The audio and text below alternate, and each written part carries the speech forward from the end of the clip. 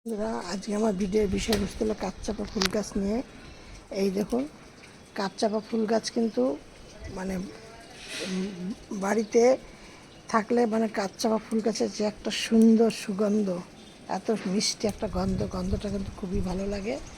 আপনারা বাড়িতে এইভাবে গাছগুলোকে বসান। আর এই কাঠচাপা ফুল গাছ কোনো নার্সারি থেকে কিনতে হয় না। যদি আপনাদের মানে বাড়িতে লাগানোর ইচ্ছা থাকে, তাহলে আপনারা রাস্তায় পাশে বা কারো বাড়িতে ফাড়িতে দেখলে যদি বলেন একটা ডাল নেবো, আমার তো এইসব গাছগুলি সব ডাল মানে নিয়ে এসে আবার যেই ডালগুলোকে নিয়ে এসি সেই ডালগুলোকেও আবার ছোট ছোট করে কেটে কেটে এরকম করে বসিয়েছি। ওই দেখুন আমার কত ফুলও ফুটেছে, গাছ অনেক বড় হয়ে গেছে।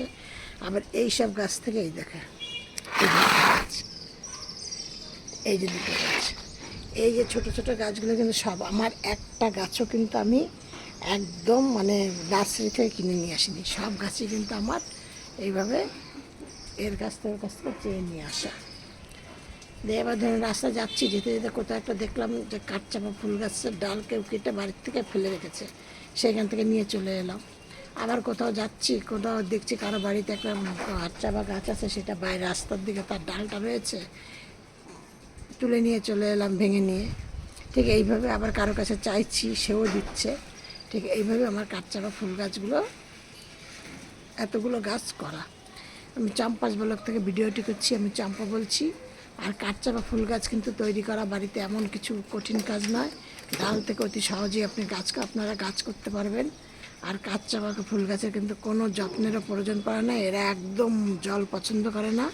আমি তো সপ্তাহে একদিন করে জল দিই। এই দেখুন কাঠচাপা ফুল গাছের গোড়া একদম শক্ত, সপ্তাহে একদিন করে আমি গাছের গোড়ায় জল দিই, একদম সপ্তাহে একদিন।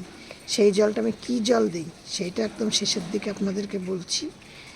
আর সপ্তাহে একদিন জল দিই। আর হলো গিয়ে মাসে একবার করে একটু স্প্রে করে দিই। স্প্রে করার কারণ হলো কাঠচাপা ফুল গাছে না মাঝে মধ্যে এই যে পাতা একটু ছিটছিট কেমন একটা মানে দাগ হয়, যে এই যে পোড়া পোড়া মতো, এই যে এরকম হয় পাতার মাঝখানে যেরকম হয়।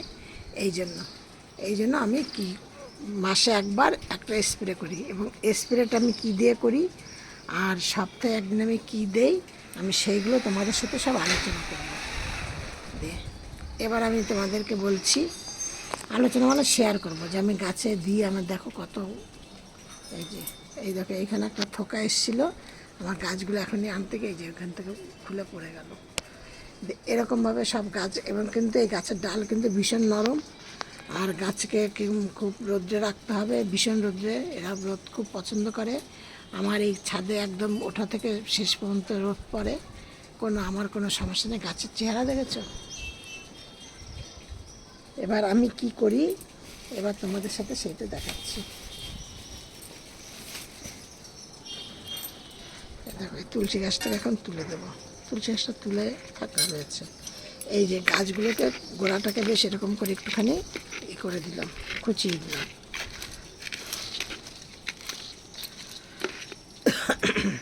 যেন গাছের শেকড় বেরিয়ে যেন টপটা পুরোটা ভর্তি হয়ে না যায়, এই জন্য কী করতে হবে, মাঝে মাঝে গাছের শেকড়গুলোকে একটু কেটে দিতে হবে। কেটে যখন দেবে তখন কিন্তু এরা কিন্তু ভীষণ ফাঙ্গাস লেগে যায়।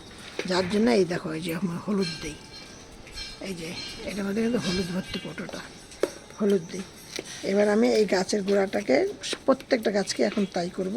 এরকম করে সব কুচিয়ে নিয়ে কিছুটা মাটি তুলে নেব।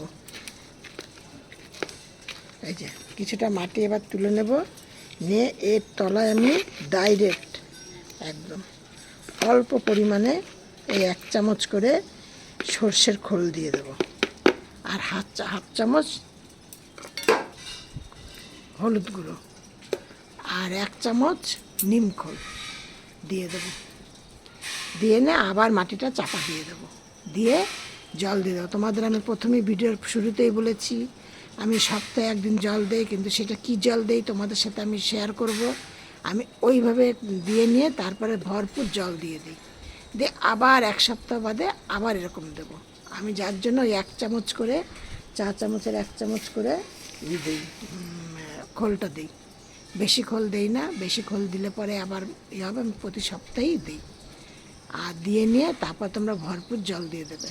ঠিক এইভাবে গাছকে যত্ন করো, খুব পরিমাণে ফুল পাবে একদম, মানে ফুল তো খুব সুন্দর। আবার গাছগুলো শুধু দেখো কতটুকুনি টব, একদম ছোট ছোট টবের মধ্যে। এই যে আমি এই টবটা দেখো, এই ডালটাকে আমি বসিয়েছি, এই যে দেখেছো ডালগুলো, দুটো ডালই বসিয়ে, দুটো ডালই হয়ে গেছে।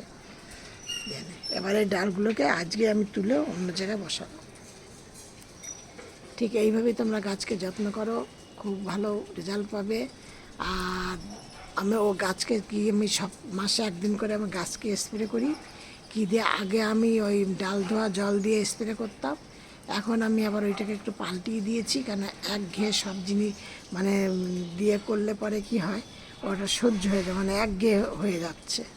সেই জন্য এখন আবার আমি কি করছি, দিয়ে আমি স্প্রে করছি। নিম পাতাটাকে সেদ্ধ করে নিচ্ছি, নিয়ে সেই নিম পাতার জলটাকে নিচ্ছি, নিয়ে তার মধ্যে অ্যালোভেরা জেল নিচ্ছি, আর কিছুটা হলুদ গুঁড়ো নিচ্ছি, নিয়ে গাছে একদম যতটা সম্ভব ভালো করে মানে গাছকে স্প্রে করে দিচ্ছি।